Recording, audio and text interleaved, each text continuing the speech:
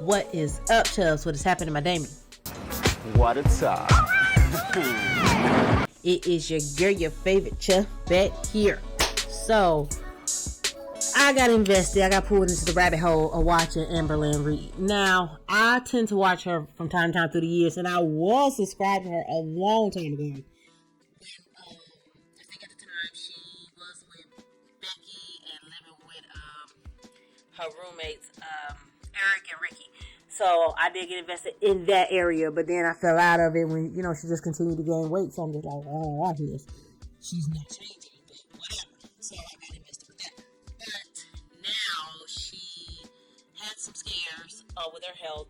She fell and had injured her ankle. Then she had some breathing issues. They thought she had a nodule in her lung. Thank goodness it wasn't a nodule. And then I do know about the cancer situation she had a couple years ago. And I have some takes about that in another day. But we're going to talk about the video she put out yesterday, which is I quit keto. And about the TikTok I posted, weigh-in days 4 to 5. Because we are back on 100 days of weighing in. And I guess she did this once or twice before. She might have done it many a moons more. I only know about the couple times she did it. And she didn't fall through with it. So, and I'm looking at this perspective of somebody that had weight loss surgery and battled with her weight. I have hormone issues. But my highest weight was 320. That's about the highest weight I had. When I had surgery last year, I was 300. Now I'm 75 pounds lighter. So I'm looking at this perspective of a person that has tried different diets and changing my eating habits and everything else, of my perspective of what she is going through. And I will have some questions. Now, this video is 33 minutes long. I have her sped up to 1.3. And there will be some heavy cuts. So if you see Mr. Joey Gladstone go across the screen, that means I done cut some stuff out.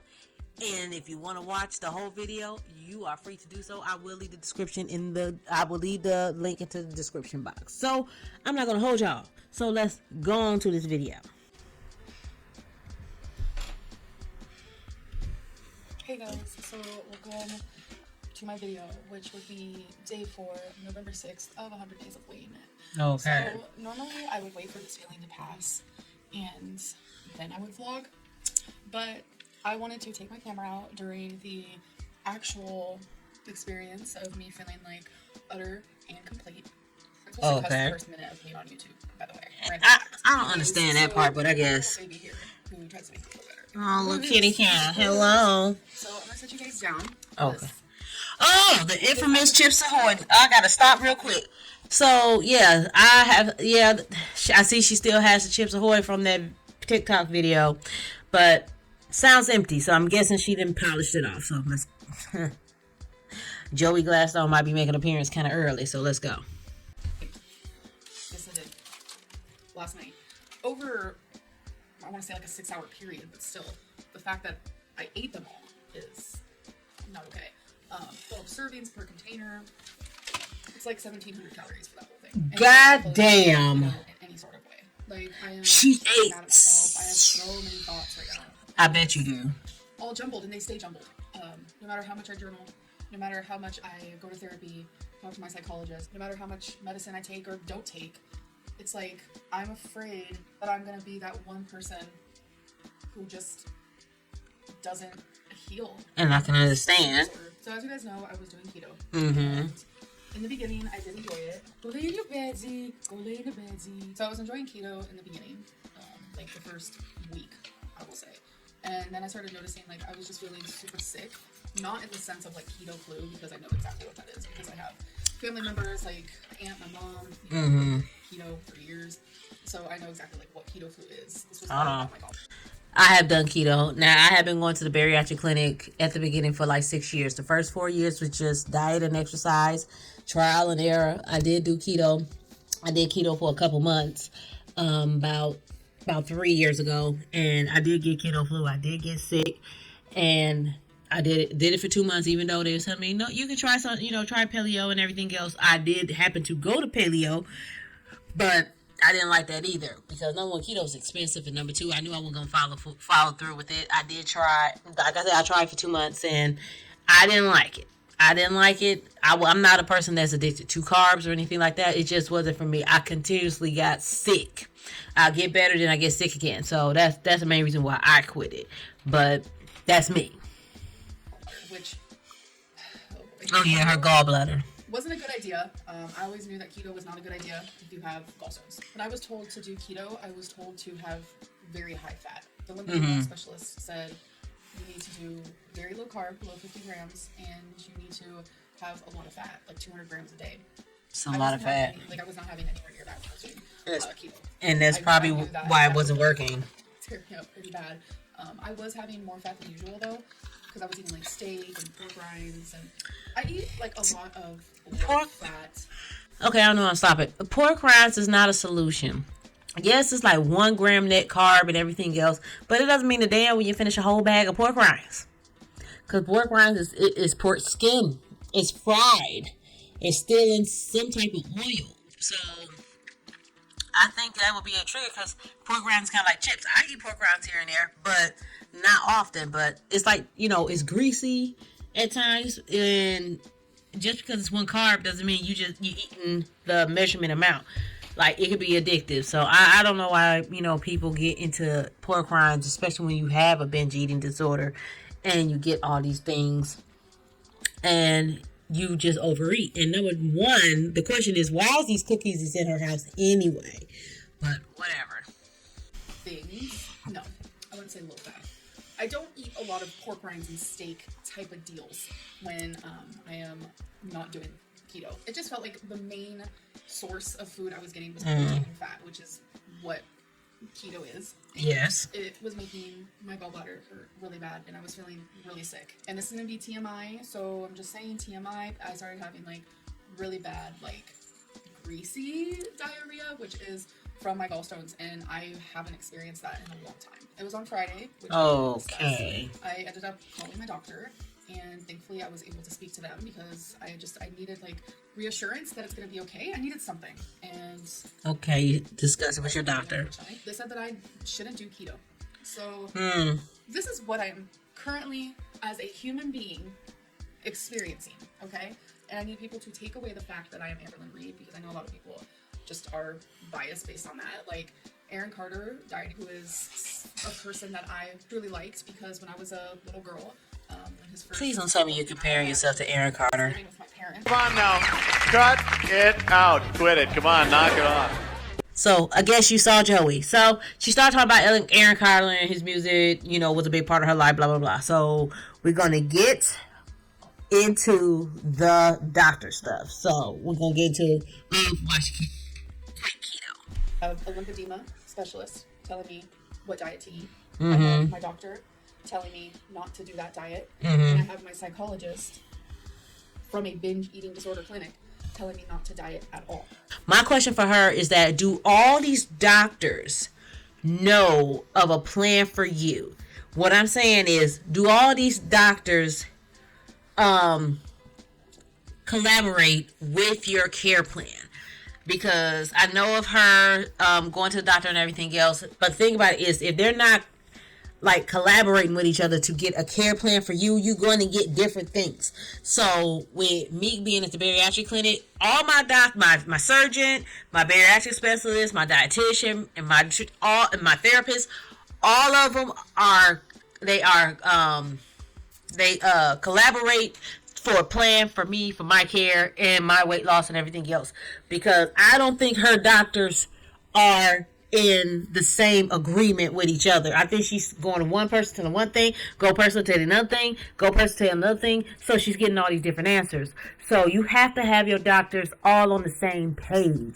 Otherwise, you're not going to have any, you're just going to have all these different answers. And you're just going to pick the one that you like or you agree with, and you're going to run with it. To heal, and I need to stop relapsing with this eating disorder. But why so I have 3 specialists, 1, 2, 3, who are all very freaking smart, intelligent. What does that have to do? They truly care, and they all have their own, advice and what they think is right, and all of them say something different. I don't know what to do. I did a TikTok actually last night. If you guys want to go look at that, so my TikTok is Rarity Cat with 2 Y, so it's RARITYYYCAT. I was kind of just like depicting what I go through right before I binge. Mm. It's kind of emotional, but I just wanted to make people feel less alone because I know there's people out there who also struggle. And last night I felt really alone. I felt so alone. And I was like, I don't want no one else to feel that way because I know how hard this is and how scary and how overwhelming. So regarding keto, I obviously am no longer doing keto. And I know that's going to let down a lot of people. But my question to the people, like truly, I will read the comments. I will read the comments into this video. I want to know from you, the people who are disappointed that I stopped keto, the people who are let down that I stopped keto. My question for you is, why are you let down / disappointed by something that my doctor clearly said I should not do because I have gallstones? The one thing they're let down for is that it's not the doctor told you not to. It's the fact that you have tried things and failed. But I really don't think these doctors are on the same page. All she keeps saying, well, this doctor's telling me not to do it. That doctor said, so I'm going to follow this doctor that's saying not to do it. But she was going to follow that doctor anyway because she doesn't like keto. She already said it. She does not like it. So therefore, she's going to follow that doctor or what they say. Oh, I can't do keto. That doctor said, no, I can't do it. So your audience is disappointed because you do have people out there rooting for you to finish something. So you got a lot of health things going on, kid. Like, what is going on, honey? Like, this is crazy. Like, that's why they're disappointed. If you are upfront with your doctors so they can be on the same page with your care, then they will collectively be like, okay, this is not working for you. You do this. So they will collectively have a plan together so you can get your health in order. Because if you're just talking to all three and just tell them, well, this doctor said this and this doctor said that, I guarantee you they'll try to collectively think of a plan for you if they're all on the same page. And she's not doing that. She's just taking whatever one doctor told her to do and run with it. Not the lymphedema specialist, not the binge eating psychiatrist, wherever, I don't know why, but whatever. She's going with the doctor said, nope, don't do keto. Your gallstones. Don't do it. Because I guarantee you, if you told that lymphedema specialist you had gallstones, she would have changed your diet up. I guarantee it. Day 5, 497.8. So I will say that now, I know that she reached the 160s. The 160s. Sorry. The 460s when she was on keto and, well, basically Ozempic and keto. And now she was 4 pounds to 500 again. And now we're, yo-yoing all over again. Like, I can't do this everyday weight. I can't do it. I can't do it. I don't have the manpower, the mind power to deal with that type of frustration because that's just not for me. So she started on 3rd and she was 496. Now she's back at 497. This is mind-boggling that she can deal with this. I can't. Especially if you're not really doing anything to help that. You just had a whole package of cookies. So, honey, I can't do it. Eating 2 days in a row is a rarity for me, but it happened. And I just noticed that my binging comes so much more frequently ever since I started keto and then stopped it. And I kind of regret ever doing it, to be honest. Oh. She regrets it because it wasn't what she wanted. It wasn't what she wanted to do. She did it just for the nostalgia of doing something. Okay, yeah, I live by a train track. But she just the nostalgia of just doing keto, just like, hey, my subscribers, I'm trying something new. Oop, it's working, but now, I got this problem, so I'm not going to do it. So she knew she didn't want to do it, so she gave it her deadline, and now she's not doing it. Heartburn right now. I binged again. What? I did.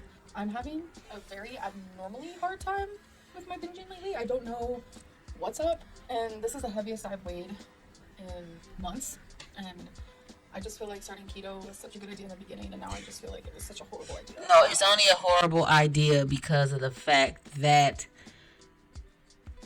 now you're gaining all this weight. You're gaining all this weight, and keto was helping. And then I knew she was on Ozempic too. I was on Ozempic for, I think at August, but I had to stop because it was making me real nauseous. So I had to because I had a plateau, so they put me on Ozempic. I did it for a couple months, maybe real nauseous. I couldn't do it anymore. So I stopped doing it. I'm just doing my regular diet and exercise and putting my shakes and stuff when I haven't had my protein. But I think she's finding a reason to blame something. Now she's blaming keto for her binges. So, but I had a vlog go up where I was like trying keto ice cream, and people were like, how do you expect not to binge by, having ice cream in your house, da, da, da. I'm currently at a time in my eating disorder journey, for the lack of a better word, where it's not the ice cream. I am not addicted to ice cream. I'm addicted to food. Ice cream triggers me just as much as broccoli. This trigger you just was what? What? Triggers me just cream. I am not addicted to ice cream. I'm addicted to food. Ice cream triggers me just as much as broccoli. Oh, I don't think so.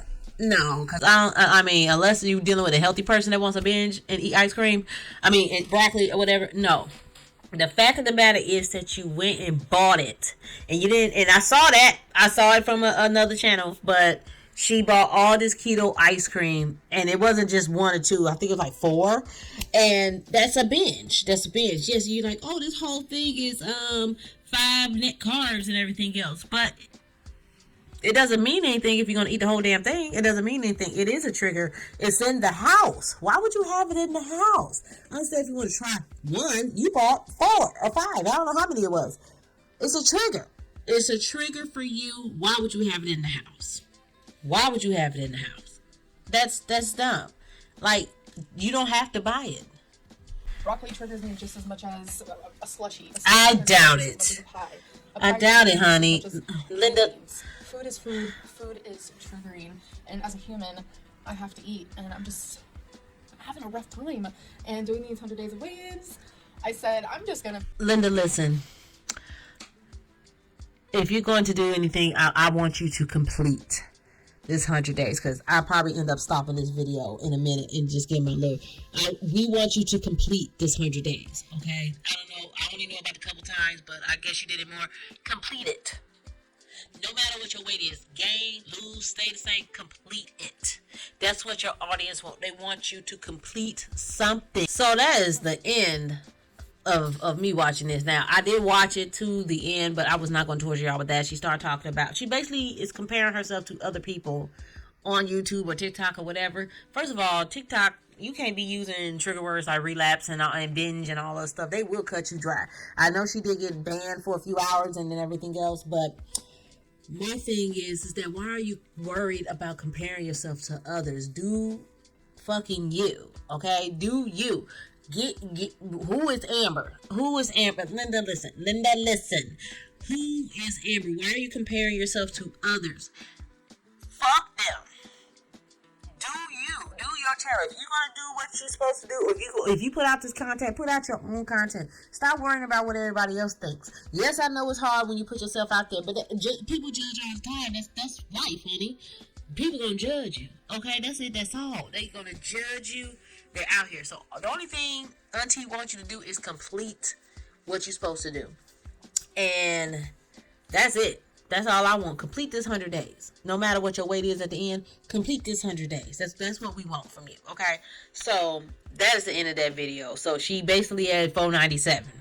So, I'll let a few days go by, and then I will see what her weigh-in from there. But she was showing some toys and showing her poster board, and then I was not into that.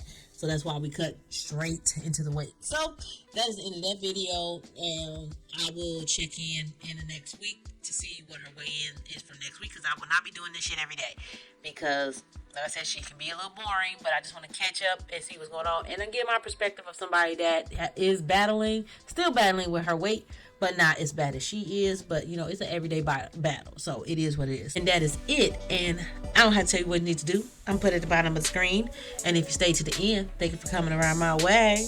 Sarate.